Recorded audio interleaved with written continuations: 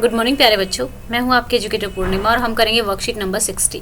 Subject आपका English है, class आपकी 9th है और डेट है 1 दिसंबर। तो स्टूडेंट बहुत ही इंटरेस्टिंग स्टोरी है ये। The given below passage is based on the chapter reach for the top Santosh Yadav. अगर आप इसको लाइन टू लाइन पढ़ना चाहते हैं, समरी तो मैं अभी यहीं पर आपको बता दूंगी, बट अगर आप लाइन टू लाइन पढ़ना चाहते हैं बिल्कुल फुल चैप्टर को, तो ये जूम एजुकेशन 9-10 जो अपना चैनल है, ठीक है, उस पर मैंने ये चैप्टर कल ही डाला था, तो वहाँ पे आप जाके पढ़ सकते हैं। तो इसमें होता क्या है कि जो संतोष यादव हैं, जिन्होंने माउंट एवरेस्ट को 2 बार क्लाइंब किया, जिन्होंने रिकॉर्ड सेट किया है कि जो 2 बार वो एक हरियाणा का जो एक बहुत ही कंजर्वेटिव फैमिली है उससे बिलोंग करती थी। उनके जो फादर थे वो प्रोस्पेरस लैंडलॉर्ड थे, यानी कि काफ़ी जाने माने थे, ठीक है। और वो सबसे छोटी थी अपने जो उसके 5 भाई थे और अकेली ही बहन थी। लेकिन उसको वो कभी भी वैसी जो लाइफ थी ना, ट्रेडिशनल जो लाइफ थी, उससे सेटिस्फाई नहीं थी। और वो कभी भी वैसी ड्रेसेस भी नहीं पहनती थी। अपने बचपन से ही उसने शॉर्ट्स को, मतलब जो छोटे कपड़े होते हैं शॉर्ट्स वाले, उस तरीके का लाइफ अपना लिया था, उस तरीके के कपड़े पहनती थी। सो लुकिंग बैक जब वो देखती है तो शी सेज नाउ, तो कहती है कि फ्रॉम द वेरी बिगनिंग उसको शुरू से ही पता था कि भाई मैं क्वाइट डिटरमाइंड थी कि अगर मैं सही हूँ, if I choose a correct and rational path, अगर मैंने कोई रेशनल पाथ चूज़ किया है तो मुझे चेंज होने की ज़रूरत नहीं है, मेरे आसपास के लोगों को चेंज होने की ज़रूरत है। This is the best statement of this chapter, I think so, कि हमें भी कुछ इसी तरीके से सोचना चाहिए। अगर हम कुछ नया करने जा रहे हैं जो सोसाइटी में प्रचलित नहीं है, तो इट डजेंट मीन कि वो गलत है, बट आपके मन में बस इतना होना चाहिए कि आप जो कर रहे हो वो सही कर रहे हो, उससे किसी का नुकसान नहीं होने वाला है, ठीक है। तो ये डिटर्मिनेशन ने उसको काफ़ी हेल्प किया अपनी जर्नी को अचीव करने में। उसके मान लो वो आगे पढ़ना चाहती थी तो उसके पेरेंट्स मना कर रहे थे आगे पढ़ाने के लिए, लेकिन उसने अपने पेरेंट्स को धमकी दी कि अगर तुम मुझे नहीं पढ़ाओगे तो मैं कभी भी शादी नहीं करूँगी। एंड दूसरा, अगर आप लोग रेडी नहीं है तो मैं पार्ट टाइम वर्क कर लेती हूँ। अब अमीर माँ, मतलब ठीक ठाक जाने माने पेरेंट्स हैं, तो ये कौन, मतलब उस टाइम की सोच के देखो, उस टाइम में अगर ये कहे कि हाँ भाई आपकी लड़की पार्ट टाइम जॉब कर रही है कमाने के लिए, तो वो पेरेंट्स के लिए ही प्रॉब्लमेटिक होगा। तो वो बाद में इस चीज़ को, पहले तो वो मना कर देते हैं कि हम नहीं पे करेंगे, बट बाद में वो एग्री हो जाते हैं। लेकिन जब वो हाई स्कूल से पास हो जाती है, महारानी कॉलेज जयपुर में जाती है, तो उसके रूम कस्तूरबा हॉस्टल के सामने जो थी अरावली हिल्स की तरफ था। तो वो क्या करती थी, जब देखती थी तो क्या होता था कि लोग चढ़ते थे और फिर डिसअपीयर हो जाते थे हिल्स में। तो वो क्यूरियस थी कि भाई ऐसा क्यों होता है, तो फिर वो जाती है वहाँ पे, देखती है तो लोग जो है माउंटेनियर्स होते हैं, वो लोग पहाड़ चढ़ रहे होते हैं। तो उनसे पूछती है कि मैं भी आप लोगों को ज्वाइन कर सकती हूँ, तो वो एग्री हो जाते हैं। केवल एग्री ही नहीं होते, उसको मोटिवेट भी करते हैं कि आप भी ऐसा करो।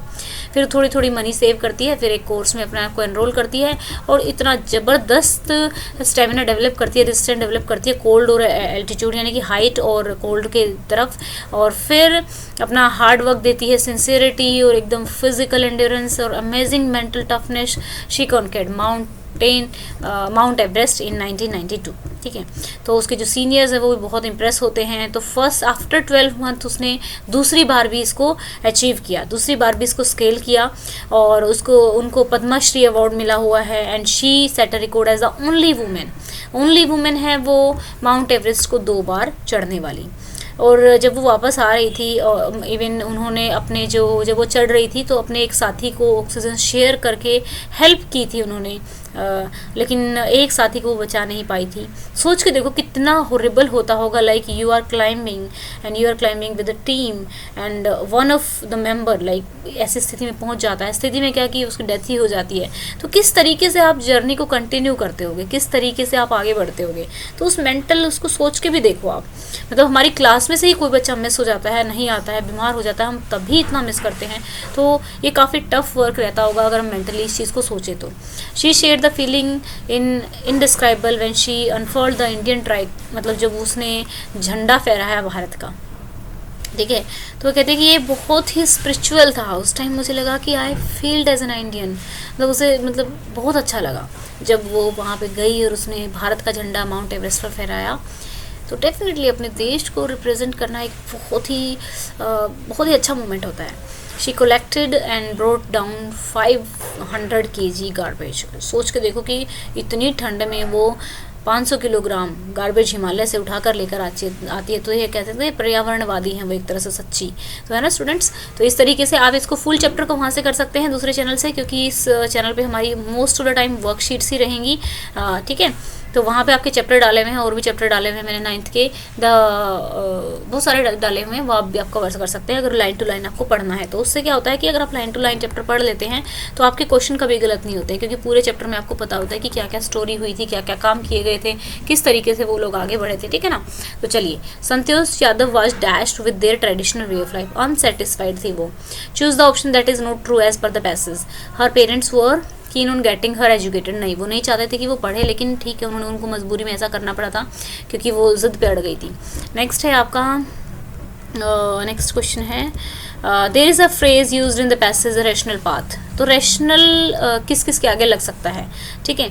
तो यहाँ पे रैशनल नंबर्स होते हैं, रैशनल एक्सप्लेनेशन हो सकती है और रैशनल चॉइस हो सकती है, लेकिन सुपरस्टिशन कभी भी रैशनल, अंधविश्वास कभी भी रैशनल नहीं हो सकता। Which behaviour show that Santosh defy the traditional lifestyle. तो कौन सा बिहेवियर, तो चलिए एक बार क्वेश्चन आंसर्स कर लेते हैं इसके।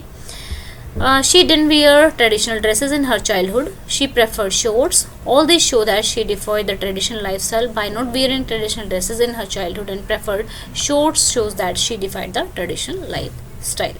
Next question है आपका why did her parents agree to pay for her education finally? Her parents agree to pay for her education finally because she threatened her parents to work part time to bear all expenses if they refused to pay her. यानी कि वो part time work शुरू कर देगी. What happened when she was studying in Jaipur? When she was studying in Jaipur, she used to watch people climbing hills and then disappearing. Hills climb करते हैं और फिर गुम हो जाते हैं. She went there to find the reason and found a few mountaineers. ठीक है. नेक्स्ट क्वेश्चन है how could she conquer mount Everest. Mount Everest को किस तरीके से उसने कॉन्कर किया.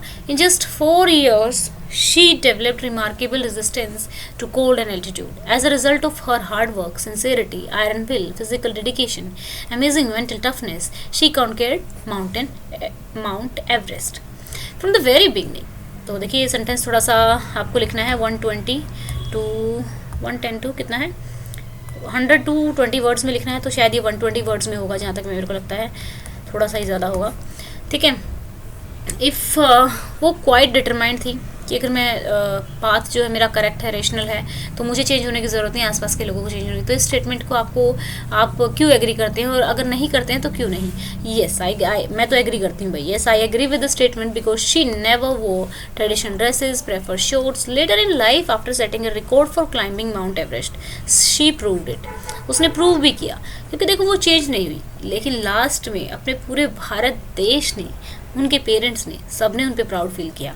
तो ये यही दर्शाता है कि हमें चेंज होने की ज़रूरत नहीं है अगर हम जो काम कर रहे हैं वो सही है. That if you choose a correct and rational path, the others around you had to change, not you, because later when you got a success everyone feels proud of you. It also shows that if you do something the first time, ये भी दिखाता है कि अगर आप कोई चीज़ first time कर रहे हो और ये सोसाइटी में नॉर्मल नहीं है, लेकिन आप कर रहे हो, प्रिवलेंट भी नहीं है, प्रचलित भी नहीं है सोसाइटी में, इसका मतलब ये नहीं है कि आप वो गलत कर रहे हो. You just need to think is it correct और रेशनल पाथ. बस आपको इतना देखना है कि ये करेक्ट है, रेशनल है. इफ़ येस, अगर है तो then go ahead without changing yourself with a determined will. तो इस तरीके से आप बढ़ सकते हैं. अगर आप इस क्वेश्चन को एक बार ध्यान से एनालाइज करेंगे ना, तो मैंने कुछ भी एक्स्ट्रा यूज़ नहीं किया, नथिंग एक्स्ट्रा, बट एक बहुत ठीक सा आंसर लिख दिया है. ठीक है ना. सारे ऊपर से ही सेंटेंसेस उठाए हैं, तो आप एक बार ध्यान से देखिएगा. It was a truly spiritual moment. I felt proud as an Indian. Have you also felt like this ever in your life? Right, draw and share. Write भी करना है, ड्रॉ भी करना है, शेयर भी करना है अपने फ्रेंड्स के साथ, टीचर के साथ, एनी एक ओकेजन व्हेन यू डिड. तो in my life till now I didn't get a chance to represent India. मतलब मेरे केस में ऐसा है, हो सकता है आप लोगों ने कभी इंडिया को रिप्रेजेंट किया हो किसी बच्चे ने, तो वो अपना एक्सपीरियंस लिख सकता है. But yes, I felt proud, I felt great, even I still feel it. ठीक है. When I recall how Swami Vivekananda represented India in London first time, जब उन्होंने, मतलब मुझे ये चीज़ like he is one of my favourite personality. One of क्या, he is the सबसे टॉप पे यही है, मतलब मेरी लाइफ की इंस्पिरेशन कह सकते हो आप लोग. तो मुझे इनकी लाइफ का हर एक इवेंट बहुत अच्छा लगता है, एवरी इवेंट. तो जब फर्स्ट टाइम लाइक इन्होंने लंदन में रिप्रेजेंट किया था पार्लियामेंट में इंडिया को, तो I feel thrilled how people, मतलब मेरे को ये ऐसा लगता है कि लोगों ने कैसे रिएक्ट किया होगा. यार एक इंडियन है और इंडिया को रिप्रेजेंट कर रहा है, और बहुत ही लॉजिकल और रैशनल मैनर में. तो एक ये पॉइंट था जो मैं सोचती हूँ, लाइक इमेजिनेशन में भी तो हम फील कर सकते हैं ना proud.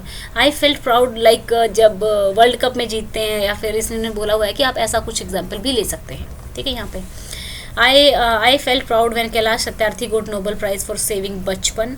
I also felt proud as an Indian when Geeta Phogat won the first gold medal in wrestling in Commonwealth. On many occasions I felt proud as an Indian. तो इसी तरीके से लिखना है, क्योंकि हम तो नहीं कर पाए, तो डेफिनेटली हमें किसी और की जीत पे ही हमें प्राउड फील करना था इसमें। तो आप भी इसी तरीके से लिख सकते हैं। अगर आपका कोई ऐसा इवेंट है तो आप लिख सकते हैं। तो आई होप आपको अच्छी लगी होगी वर्कशीट। तो स्टूडेंट्स, आज की वर्कशीट का लाइक्स का टारगेट है 2000। अगर आपको मेरे पढ़ाने का तरीका अच्छा लगता है तो चैनल को सब्सक्राइब कीजिएगा, वीडियोज़ को शेयर कीजिएगा। Thank you, have a nice day.